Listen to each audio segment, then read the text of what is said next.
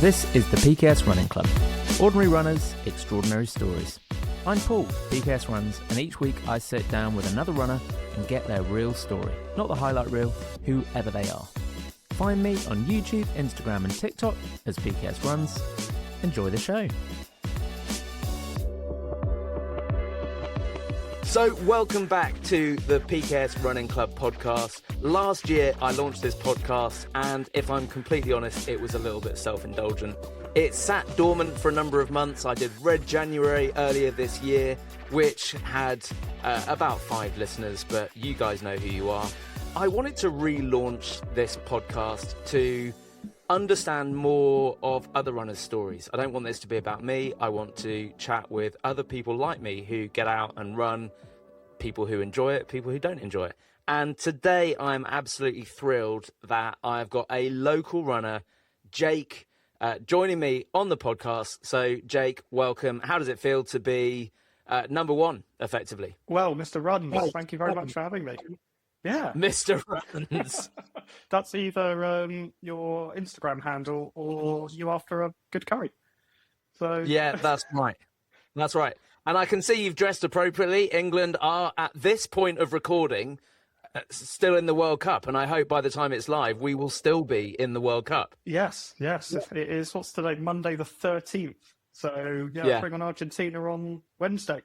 And then... How are you feeling? How are you feeling about that game? Nervous about every single game. I think it's just it's a very nervy time to be an England fan. We've seen it all before, haven't we? We have seen all of it before. I mean, honestly, on Saturday evening, sorry. I was just sat there just thinking, I'm just waiting for this all to come crashing down. Yeah, it's a little bit of that. Yeah. We seem to let a couple of loose goals in, and then we turn up and play a game of football. So yeah, we'll see. We'll see what happens. We'll keep everything crossed. In honesty, I am looking forward to the World Cup being over, because I'm looking forward to all of the England flags coming down. In terms of like the England football flags, and then we're just left with the other England flags. Yes. It's a bit confusing at the moment. I'm like, who's a football fan? And who's a reformer? Obviously, I run an open house, but I do like to know. So they're all right for now. They can stay for now, and then they can, can't they? And then they can. We'll see what happens. I mean, permissible. If on Sunday we end up pulling a game out, and then I think they should stay up for the year. Yeah, yeah. And another little star. That'd be nice, wouldn't it? Yeah. Is that what the star's for? Yes. Major championships, World Cup shirts. Yeah. There we go. The more you know. Never knew that. The more you know. Yeah. So, Jake, we met. Well, you can't really call it meeting, can you? Because I was out running, just minding my own business, and you heckled me and gave me a high five. This is right, yeah? This is right. This is very right. It was the most powerful high five I've ever received. It was intervals. You got me in the middle of an interval. That was the trouble. So you were running at pace, and that was that. And honestly, up until that point, I just thought I was creating content in a vacuum, and no one was watching it other than like my family and friends. And I knew that I had some followers, but they were all just randoms until suddenly somebody says PKS and gives me a high five, and I'm like, I don't know that guy. So I think that was probably October time 2024. Oh, so that was fresh on the back of my marathon. Yes, because I don't remember seeing that content. But do you want to know? I haven't told you this, but do you want to know something funny? It was probably... I always want to know something funny. How'd you just shit yourself? No, not quite. So I started running about 6 weeks before that, maybe a month before that, and I just downloaded Runner, and I just want to train for a half marathon. I'm not doing a half marathon, bearing in mind, I am not a runner at all, and we'll get onto that bit later. I am not a runner. But I was just scrolling, as I do, through Instagram, and a video came up. And you were running past my house. along the MDR, and I genuinely went to myself, what the fuck am I doing with my life? Sitting here scrolling. This bloke's going for a run past my house. I've got my running shoes on and went for a run. Amazing. I smashed out 10K sometime in October. It killed me, right? I just thought, I'm going. It's about an hour and 20 minutes. Managed to get round a loop and yeah, that was it. That was probably the first run in 5 or 6 years. And that was all down to Senior Runs. So, yeah. Amazing. A lot of thanks for that. Yeah. Inspirational. Look at that. Oh, that's incredible.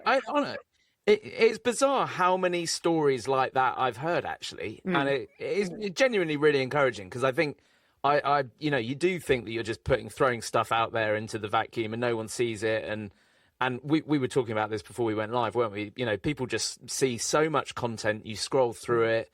You never know what impact what you put out there is going to have on people. So I'm absolutely thrilled that you are now on the podcast. And I have to say, the NDR, so for those of you who are listening outside of Bridgwater, Runner's Mecca. The NDR is, I would say, my nemesis for the most it's the most boring bit of running there is. I don't know what it is. I've run on roads all over the place. The NDR, there is some sort of psychological... You've got 2 kilometres end to end of just a pretty straight road, which is identical all the way down. It's just houses and estates, and you see the cars, and then they're stuck in traffic. You overtake them. They get back past you. It's just monotonous and very, very boring. It is. And I will do anything to not go on the NDR. Where I used to live, every run would start on that road from my house, and I'd always go the same route down to Chiltern or down up onto the river. And you've just got 2 kilometres to get down to the end before you can actually see something different. Yeah, something interesting. It was a very laborious home straight.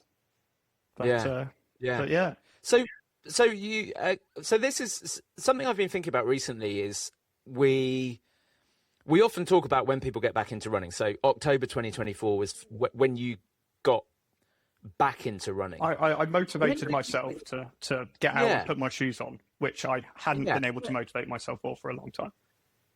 What was it that then... So what stopped you from exercising and running? Like, had you run before? When I was younger, in my mid-20s, I was living with some mates, and we'd go out and play football. We'd go for some runs and this and the other. I remember going down to London 2017 to watch my friend run London Marathon.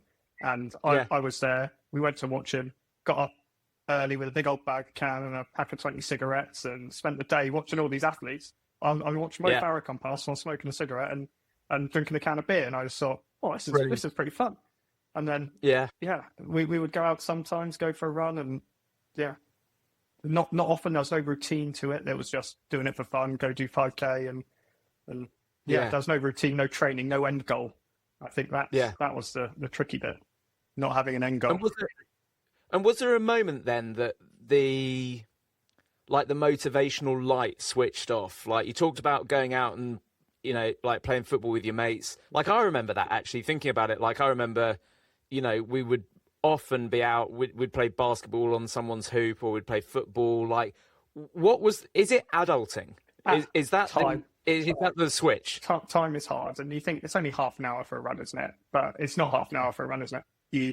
You've got to psych yourself up, get your gear on, actually go for your run, come back, cool off, jump in the shower, and it's probably closer to an hour by the time you've got yourself in the right place to go. For me, it is anyway.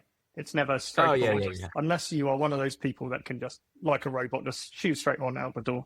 I need to, if my headphones aren't charged, I'll delay my run by half an hour while they're charged. Yeah. Things like that. But adulting is hard, isn't it? Right. It's really hard. I mean, you've got kids, don't you? I don't have any kids. I've got a lovely fiance and a pretty simple life, and I still find it hard to fit in. But it's really forcing yourself to get out the door. But once you do, you never regret it. I don't think I've ever been on a run that I've come back and gone, God, that was rubbish. It might have been rubbish runs, but I've never felt bad after coming back. Even if you don't complete the distance, even if you don't do what you want to do, you always come back feeling a bit better. Yeah, 100%. My run this morning was a shit show, really. I tired, ate badly yesterday, haven't slept well all weekend. like, there wasn't a part of the run this morning that I found enjoyable. But when I got back, I'm like, yeah, done it. Brilliant. Great. I feel, I do on balance feel better for it. And yeah, like you say, I don't think anyone ever regrets it. No, I think it's brilliant for you. Just get the blood flowing, just get the body working. Most of us are going to sit in a desk for the next, 8 hours of a day. Your body's stagnant, not doing much. It needs that bit of get up and go, like first thing in the morning. And I don't think there's anything better you can do than get out, go for a walk, go for a run, get some fresh air. Yeah. Before you get on your phone and scroll TikTok for half an hour or have a coffee. Just try and let your body wake up semi-naturally. Yeah. It sets you up for a good day. It really does. So what are the moments then that, like when you're in that procrastination, because I mean, honestly, that is me down to a T. So the reason I do the gym at 6:30 is because it is like, I have to book it a week in advance. You're paying for it. And I'm paying for it. So it's like, I want to be there. If I don't go, and in fact, if you cancel less than 12 hours before, you get fined. So there's like actually a financial incentive to be there. But otherwise, I know that like the weekend's so hard for me because I don't have that fixed moment. I think on Sunday, or Saturday, I think I procrastinated for 2 hours. Yeah. I recorded a story and I was like, yep, ready to go out for my run. It was 2 hours before I left the house.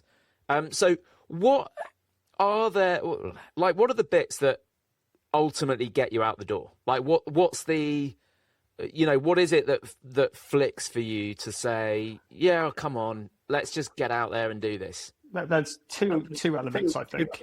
One is I've had a bit of consistency and I can see I'm getting better and I need to keep that up if I want to get better. Because I'm not I've not been a quick runner and I've seen so much improvement from, 6.5 minute kilometres down to 4.5 minute kilometres over 5K. And seeing that improvement in, months, probably, maybe 3 or 4 months you want to stay on top of that. And you've got all the tech and all the data nowadays. You see your fitness trends and all the other data that you can have a look at, and it's giving you a prediction of what you like. And you see the graph starting to go down and go, shit, I got to go out. I got to do something today. That gets you out, like not wanting to lose all the hard work you put in so far. And having a target and a goal. So Does like Strava kudos, anything like that? Does any of that play into it, or not so? The does that streak. I like the streak. I was when I was up to the marathon, I was on a 32-week streak, and I was like, oh, this is brilliant. Then I went on holiday for 3 weeks, didn't do any running because we're out in Thailand. It's 40 degrees and roasting hot. You can't even walk 100 meters, let alone go for a run. And I lost the streak, and then honestly, it just fell apart. I was just like, I can't be asked to go for a run when I get home. And going out there, I was so up for staying on the running, keeping it up, going home, signing up for another race and giving it a go. But I spent I did 4 runs in 3 months, which is pretty, like, considering I was doing 85 kilometers a week at the peak and then going to doing maybe 30 kilometers in 3 months. It just, you just lose it. You just lose the mojo. Yeah, absolutely. And I've been there multiple times. Like my Strava history is, it's peaks and troughs. And I think there's 1 year, in fact, where I don't think I even did 100 miles. I think maybe 5 or 6 years ago. Yeah. And, like feast and famine for me. Yeah. So let's rewind then a little bit. I think we'll come back to that kind of, I suppose, that motivation loss around holiday. But so you got back out, started running in October 2024, and then this year you did the Brighton Marathon. That's right, yeah. What was your journey to get there then? So you started with your 10K. So, I mean, which in fairness, a lot of people would be like, oh, what should I should do the couch to 5K. Oh, you're just like, oh, fuck it, I'll do the 10K. Let's just go straight there. All or nothing. Like, what was your journey? So it's a funny one. So I said I started running back in October, I think 24, when I saw you, and that lasted about 2 months, 3 months, and I could see myself getting better. I picked up an injury. My knee, I've got some dodgy knees, but my knee wasn't feeling right, and I was getting all these pains down my leg. Then I picked it up again for a couple of months back in, maybe April, May time. So maybe again another 8 weeks. Stopped running, and my younger brother's a keen runner, and we were away on Centre Parks for the weekend. We'd all had a couple of shandies, and he goes, Jacob, do you want to run Brighton Marathon with me? To raise money for our granddad who passed away. And I went, yeah, okay, signed up there and then on the spot, and sort of woke up with a dizzy head thinking, oh no, I've signed up for that and I didn't put the refundable insurance on. So I was like, well, if I'm asking people for their money, because I needed to raise £500, if I'm asking people for their money, I got to do this properly. I'm lucky enough to be in a position where I am healthy enough to go and run a marathon. Yeah. I mean, a lot of people are. You'll be surprised at what, 4 or 5 months of hard work get to where that gets you. And it is hard work. But yeah, he just said, well, after a couple of beers, I'll go sub 3 hours if you go sub 4 hours. And I went, okay. And we signed up. Wow. So, and that was for nothing. I hadn't run at all at that point. I was in another fallow spot. Yeah. And I was asked the big question, will you run a marathon with me? He what, sorry? He asked the big question, will you run a marathon with me? And I went, yeah, I'll give it a go. And presumably then you didn't actually run it together. No. He was in a different wave. He blew up at kilometre 17, bless him, and still came back at 3:17 or something like that. He didn't have the best of times, but I had a brilliant time. Honestly, it was one of the most rewarding experiences. Really? Yeah, one of. Yeah. Okay. So, what? Talk me through that then. So, I mean, we don't. Let's not go into the nitty gritty of your training plans and that sort of stuff. But talk to me about how did you prepare yourself? Because a marathon is a really long way. Yeah. I think even, whether you're fit, you've been running for years, I think I completely agree with you. I personally think everybody has a marathon in them. Depends on what they're willing to sacrifice and how hard they're willing to train. But what were the things that you had to change to go from being like a bit haphazard, a couple of months on, a couple of months off, to actually getting out there and doing the Brighton Marathon? A fear of failure is a great motivator. It's a huge motivator. I'm asking people for money. I don't want to let these people down. And that's motivating. I'm raising it for a good cause. And I'd also said that I will match the donations that came in. So we raised £1,700, and my minimum fundraising required was £500. So I donated 500 quid of my own cash as well. And 500 quid ain't free. So you need to be all in. That's right. If you're gonna put your money where your mouth is, you need to be all in. But it was. So I was working shift at the time, and I started my training the beginning of November. And you're talking, it's horrible and dark. I work a 12-hour shift from 7 in the morning to 7 in the evening. I leave the house at 6:30 in the morning. So some days I was going out at 4:30 in the morning to run 15 kilometres before a 12-hour shift in the freezing cold and the dark. And it was brilliant. Honestly, there's you wrap up warm, you'll be fine. Yeah. Like I said earlier, I don't think I've regretted a run. Even when you're soaked through, you realise you're getting better. You realise you've got a target, you've got a goal. You can get out and do it.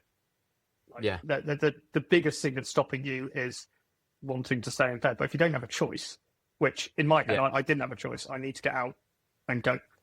Because I'm not going to do it when I get back from work, because that's never going to happen. Because I will just go in, eat some food, and go to bed. So do you find that you're quite I guess in that decision-making process, then it's almost quite a binary decision. It's like, I'm either doing this or I'm not doing it. It's as simple as that. I became obsessed with running for 5 months. Yeah. It was, and we talk about financial investment. I went and bought myself a new smartwatch thinking, I've just spent 600 quid on this. I better get my money's worth. You buy a new pair of running shoes, it's 100 quid. I better get my money's worth. And once you start, it should be a cheap sport. It really should be a cheap sport, shouldn't it? It really should be. Yeah. Yeah. But I reckon I should take up golf. It might be cheaper. Yeah, I genuinely, I used to play golf and had a golf membership. I've got nice golf clubs. This is probably 4 years ago. I think I stopped playing golf, and I definitely spend more on running than I ever did on golf ever. Like I used to feel like, I need to buy myself a pair of golf shoes. Do you know what?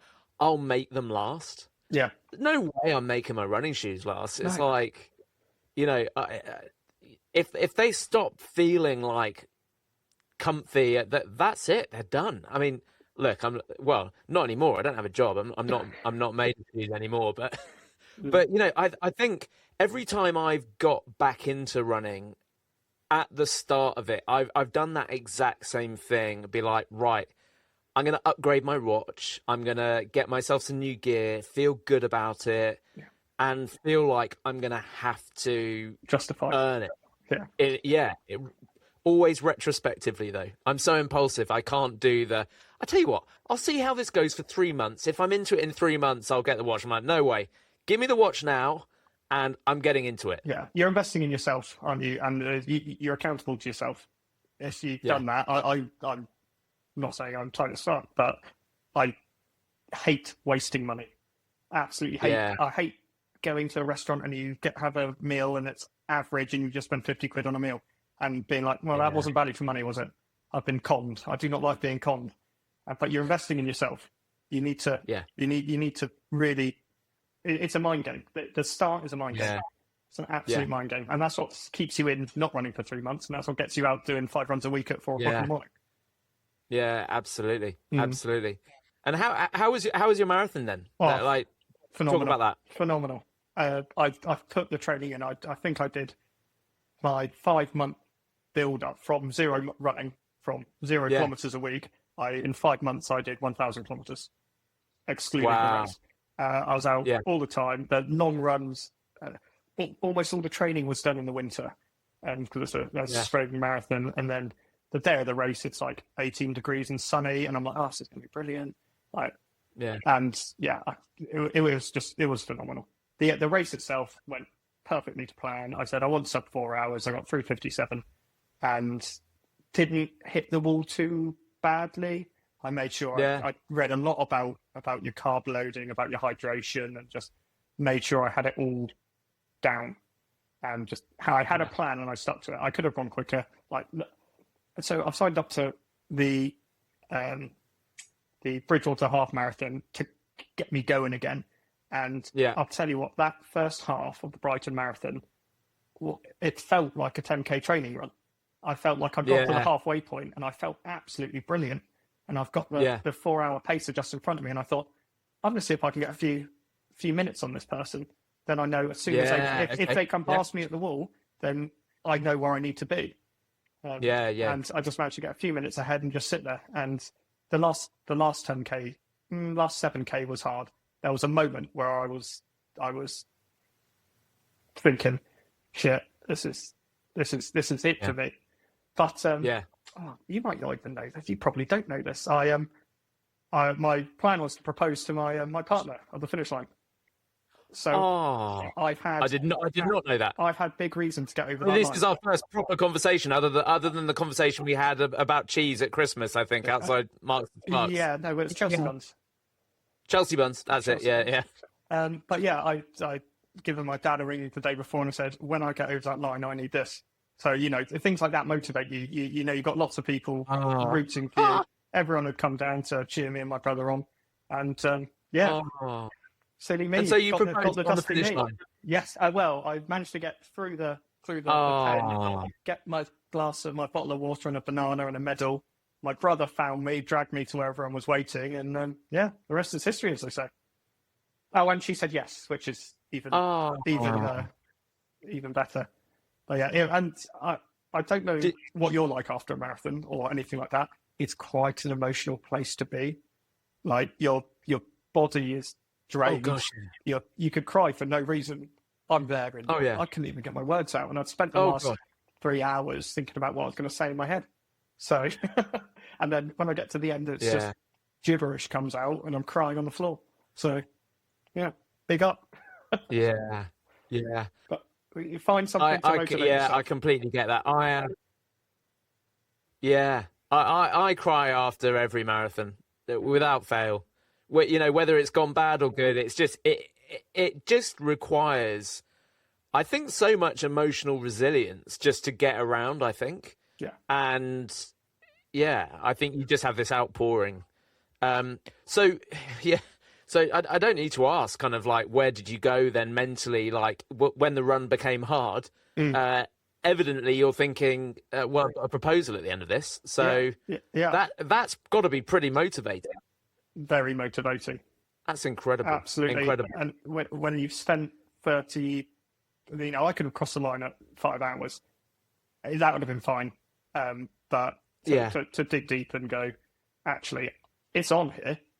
It's on. I set a target. I've planned this fairly well, I think, and it's still achievable. You've got this. Dig deep. Yeah. I think that is. I think when it's going well, it's so. I think there's that psychological boost that you get. You get the endorphin boost. You get the energy boost, and if you can harness that and just literally run with it, then it's brilliant. So then what happened next? Because you went off on holiday pretty soon, didn't you? You had a bit of a downtime after the race, and I guess natural recovery. Yeah. And then holiday, and that's the point at which you then lost motivation. So what happens there? So I bought my running shoes with me with the intention of go some nice runs, in Australia and Thailand, and this would be brilliant. They stayed in the bag the entire time. Never took them out. Never took my running gear out. Yeah. And I ate food and drank beer and enjoyed my holiday. And came back 7 kilos heavier in 3 weeks, which I think is quite impressive. Yeah, that's solid. That's worth celebrating. And it was a celebration. We had a brilliant time on holiday, and I just came back and running seemed hard again. It's at first.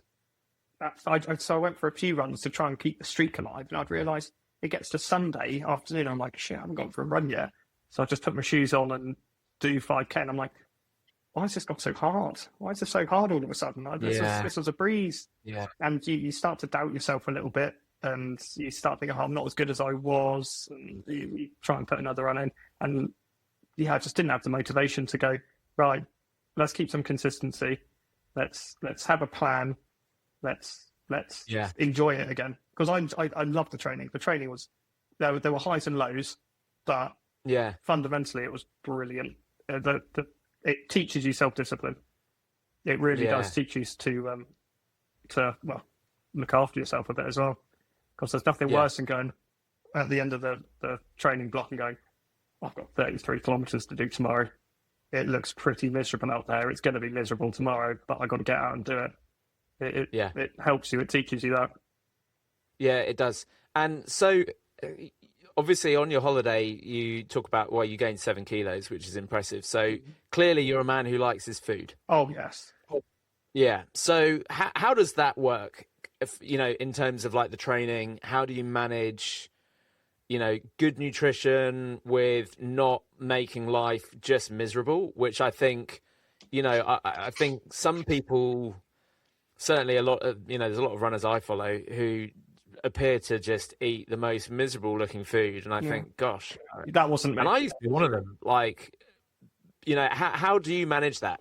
So I sort of looked at it as, I've ran X amount of kilometres this week. You can sort of eat what you want a bit, as long as you keep the protein high, make sure you get some carbs before your runs, and make sure you're hydrated. And you're burning thousands of calories. Your body needs fuel. This is what gets you round. Your body needs the fuel. Right. So I sort of ate what I wanted, made sure I was getting fruit and veg, but I wouldn't worry about the second portion or anything like that. It was actually quite liberating, thinking, actually, I can go down to Nando's and have a two-person sharer all to myself. That'd be lovely. Yeah.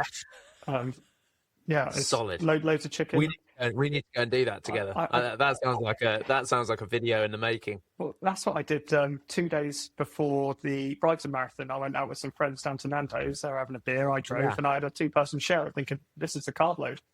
Here we go. I've got loads of rice, 2 portions of rice, some garlic bread, some can't remember what else. Grains and a half a chicken or a whole chicken. It was brilliant. I'm in awe. Yeah. It did take me a lot of ChatGPT to figure out what the perfect carb-loading fast food was. Yeah. I mean, you actually can't go. You genuinely can't go wrong in Nando's. I think with like the rice and there was a time where I was really disciplined. I'd have like the rice and sometimes the grains or the slaw or maybe the broccoli. The peri chips, man. You can't. Yeah, they're just so tempting. Yeah. They're so good, and I'm like, they're 440 calories of enjoyable carbs. Yeah, exactly. Yeah, plenty of salt on there as well. You need all that. Exactly. Yeah.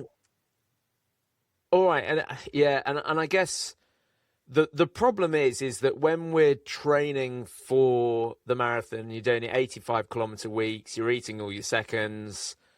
It's I certainly find it very hard to switch off that eating mindset when I then go into like a couple of weeks of recovery, and I'm like, I'm eating like I'm training, but I'm not training. Yeah, that's exactly. I mean, I was on holiday, so everyone puts on a bit of weight over holiday.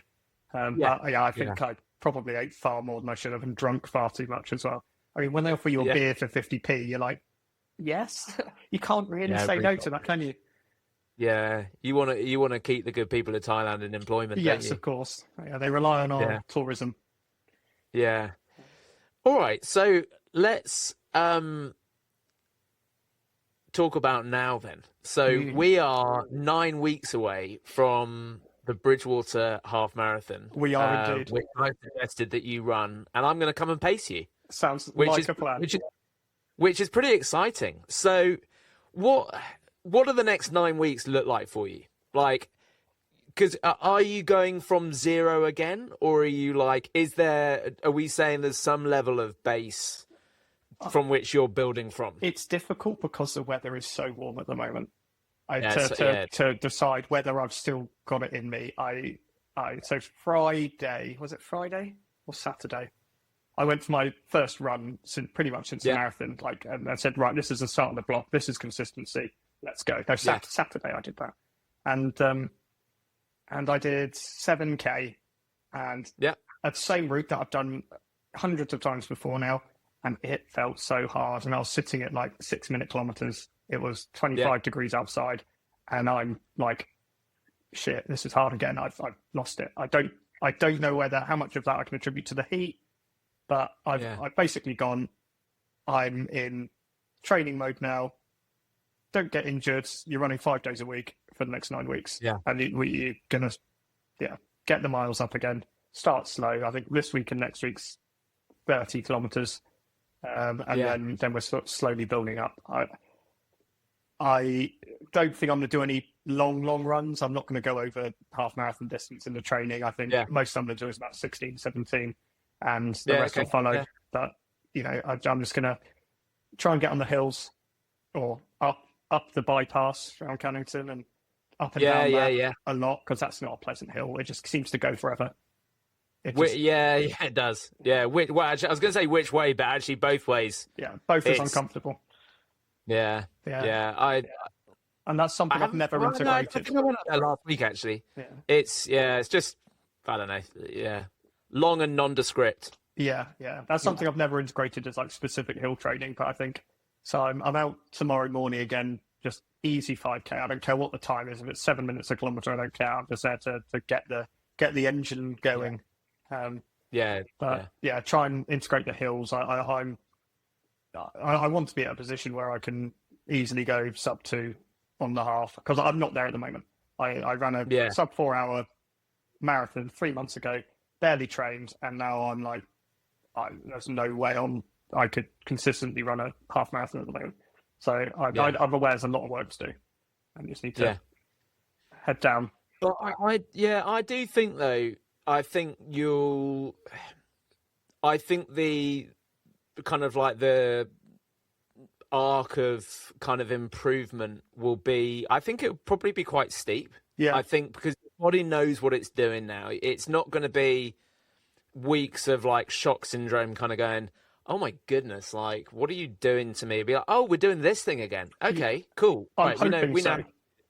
Yeah, the body's so smart at adapting and building fitness. So I think I'm pretty sure you'll crush it. We'll do some runs together, and certainly, I think we'll have some fun doing it. We'll have a plan. Will you? So it sounds like you're not going to follow a plan. Just going to kind of like freestyle it. I want to do two tempo sessions a week, or one tempo, one interval, a couple of easy runs and a longer run, something up of 10k, and slowly build that from 10 to maybe 17 over the 9 weeks. But I don't think I'm happy with the distance. I couldn't do it now, but I'm happy I'll be able to consistently do the distance in 9 weeks' time. However, if I want to, I'm all in. If I want to do it in 150, which would be a 7-minute PB for me, then I gotta do the work. It doesn't come free. Blood, sweat, and tears. No, it doesn't. No, it doesn't. I mean, we'll get you 150. Yeah, I feel good about it. Yeah. I feel confident for you. And I think the thing that gives me great encouragement is back at the start of the call, we talked about you went out and you ran 10k in an hour and 20. So, twice, that's a 2 hour 40 half marathon off, but I mean, give or take, off absolutely nothing. Yes. You are not there. You are, probably if I put a gun to your head tomorrow, we could probably get you around the 2 hour 5 minutes. I would imagine. Yeah, a nice flat course if it's a bit cooler, probably. Yeah. Some fuel and hydration on it. Sorry, that's something I didn't mention earlier when you're talking about the marathon training. I didn't fuel for most of until the runs got above about 25 kilometres. I wasn't fueling or hydrating at all on the runs. Yeah, okay. Because I just had nowhere to hold it and this, that, and the other. And it makes a difference. Fuel yourself well, get a plan, do the calculations, do the maths. Yeah. It will save you. It will absolutely save you. And that sixth gel is not nice. Yeah, no, it really isn't. So at what point then did you start fueling? Was it literally race day was the first time you tried it? No, it was the last 3 long runs I think I did. So that was from 25 to 33 kilometres. And it wasn't race day fueling. It was, I'll bring 2 gels with me. We'll get around with it. We'll have 2 gels just to make sure I'm not sick or I don't shit myself. It's an occupational hazard. It really is. Yeah. Have you ever on a run? I had a code brown once. And I was at the top of the bypass and I called the missus and said, I'm here. Come get me now. I've stopped running. I can't run. I am waddling down the hill. And it's a Sunday morning. It was meant to be a long run. It was meant to be like 18 kilometres. I think I managed about 7. And I'm waddling down the hill and I call her back, say, no, it's gone back in. I'm just going to walk home. I think that's better for me than you getting out of bed and coming to rescue me. And I was still like 2.5, 3 kilometres from home. I was like, I'm just going to walk it, jog it back in, and that's me done for the day. It's horrendous, isn't it? The shit sweats, I call it. It's like, the feeling is, it's horrible. Yeah. Yeah. Yeah, having not shat myself in adult life, I don't want to start now.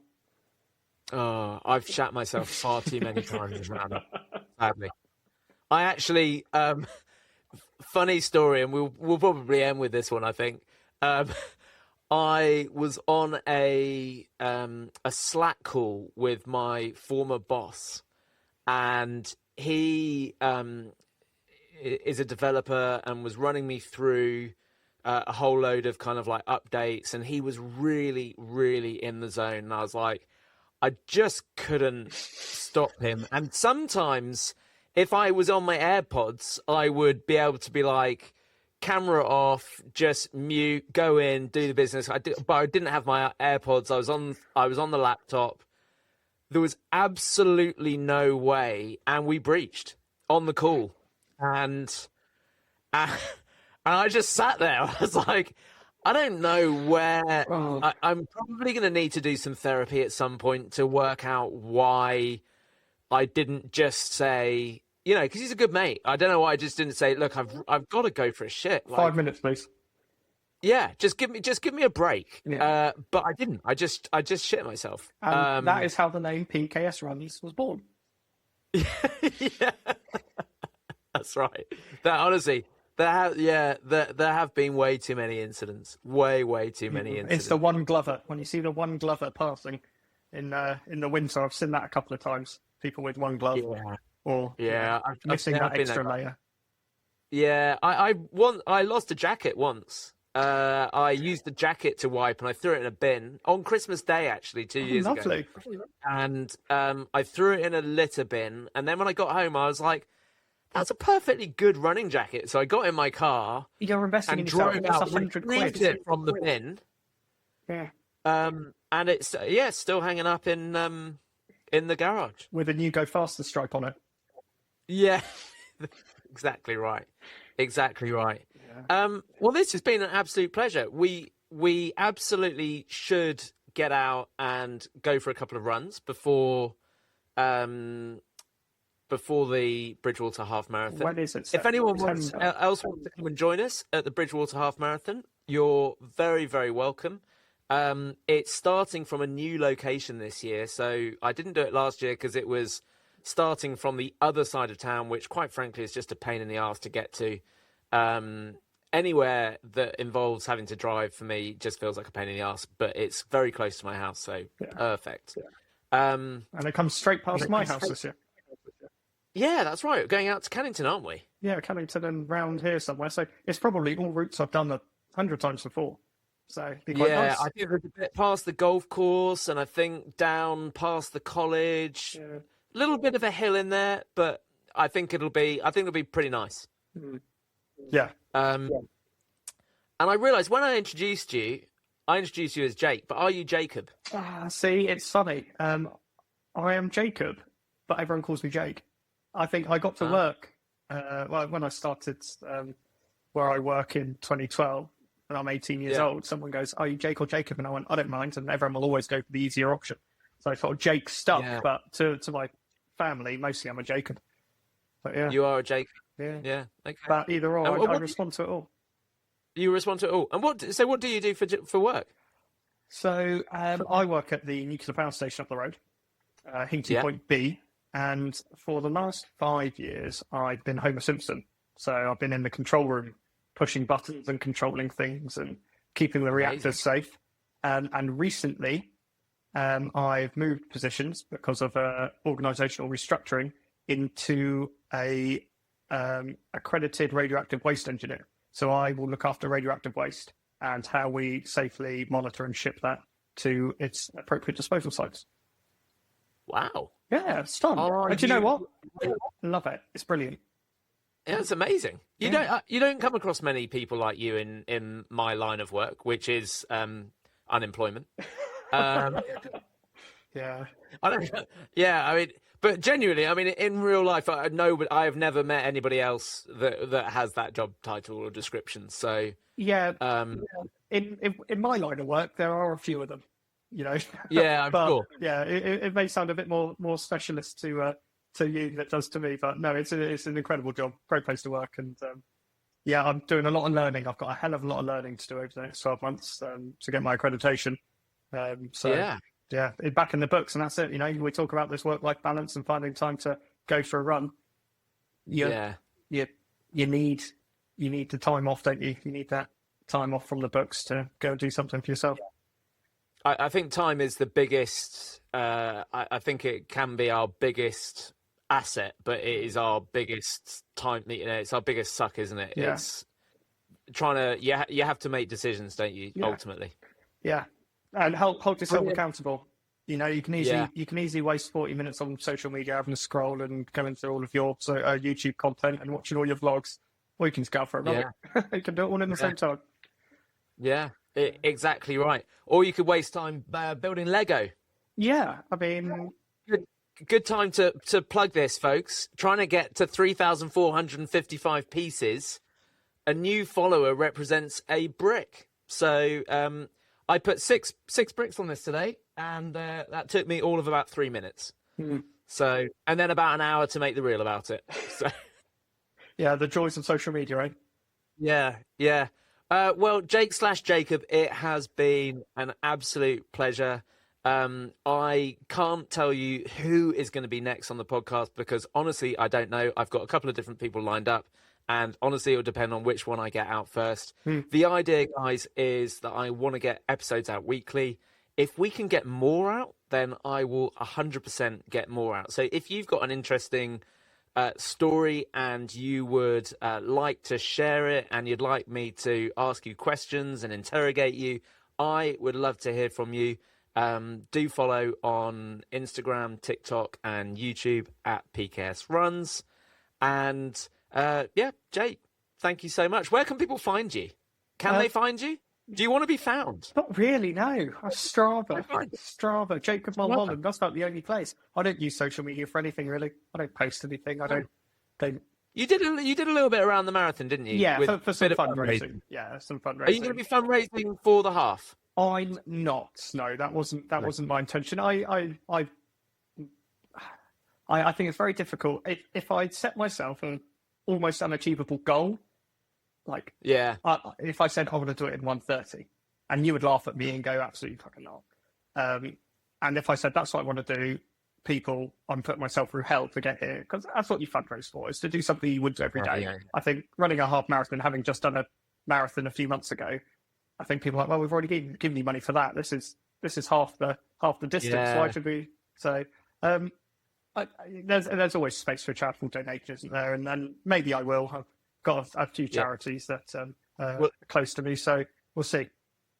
Yeah, well, look, let's keep the 90-minute half marathon in the bank for next year. Yeah, next year. We'll give that one a go.